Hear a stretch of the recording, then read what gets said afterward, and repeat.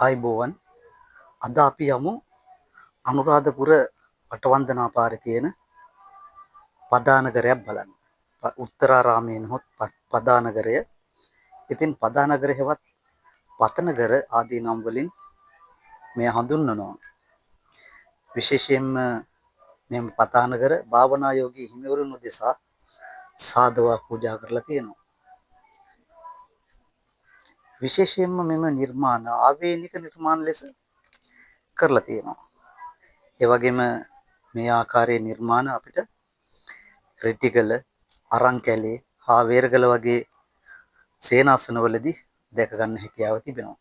මේ සුවිශේෂී ලක්ෂණය මේ පදානගර වලට පමණක් සීමා වෙලා තිබෙනවා.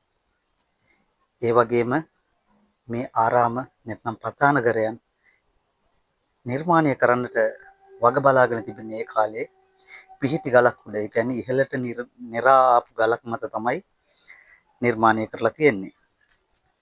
ඉතින් මේ පදානගර විශේෂයෙන්ම ප්‍රධාන පීඨිකාව ජලයෙන් යට වෙලා වට කරලා තමයි තියෙන්නේ. ඉතින් සිසිල් බවක් රැඳෙනවා ඒ තුල.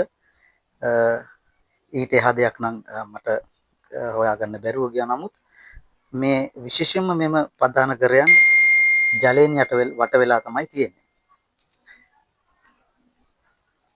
ඊටම දැකුම් කළු ආකාරයට හොඳ නිර්මාණයක් විදියට මේවා දකින්න පුළුවන්. විශේෂයෙන්ම ඔබ මෙහි ගියොත් ඔයගොල්ලන්ට දැක ගන්න පුළුවන් වෙනවා මේ කිසිම ගල් කණුවක හෝ පඩියක නැතිනම් වෙන යම් කිසිම ස්ථානයක අපිට දකින්න හම්බෙන්නේ අර අනුරාධපුර යුගයේ අපි දකින සුවිශේෂී කැටයම්, ලියවැල්, ඒ වගේ මූර්ති නිර්මාණ ආදී කිසිවක් අපි දකින්න ලැබෙන්නේ නැහැ. හැබැයි ඕගොල්ලෝ මෙහි බලන්න ගියොත් වටවන්දනා පාරේ පුත්තලම් පාරේ තියෙන්නේ. එතකොට මෙතනට ගියාම දැක ගන්න පුළුවන් විශේෂයෙන්ම එකල හොඳ ලියවැල්, කැටයම් ආදිය යොදා තිබෙන්නේ ඔවුන්ගේ වැසිකිලි කැසිකිලි ගල්වල. වැසිකිළියට ගියාම ඒ හිමිවරුන්ට අනිත්‍ය පිළිබඳව පහදා දෙන්නට මෙන් ඒවා තුල ඊටමත් අලංකාර කැටයමින් මකර තොරණින් අලංකාර කර තිබෙන්නා වූ ඒ වැසිකිලි කැසිකිලි ගල් දැක ගන්න පුළුවන්. කොතරම් අනුරාධපුරේ ගියත් සමහර විට ඕගොල්ලෝ මේවා යන්නේ නැතුව ඇති. ඒ ගිය වෙලාවකට යන්න.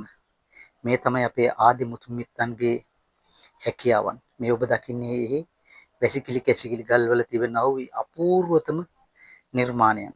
මේ වගේ මට මතකයි කැසිකිලි ගලක් තිබුණා රිටිගල, මේ විදිහටම නිර්මාණය කරලා තිබෙනවා. ඉතින් මෙවැනි සුවිශේෂී දේවල් ඔයගොල්ලන් දැක බලා ගන්න පුළුවන්. ඔයගොල්ලෝ මගේ channel එක තවමත් මම ආධුනිකයි. ඉතින් ඔයගොල්ලන්ට පුළුවන් නම් like කරලා, comment කරලා, share කරලා මට සහයෝගයක් ලබා දෙන්න පුළුවන්. ඒක අගය කොට සලකනවා. මට මීට වඩා යමක් කරන්න ඒක මහඟු උදව්වක් වේවි. එහෙනම් ඔයගොල්ලෝ හැම දිනාටම තෙරුවන් සරණයි. බුදු සරණ ප්‍රාර්ථනා කරනවා.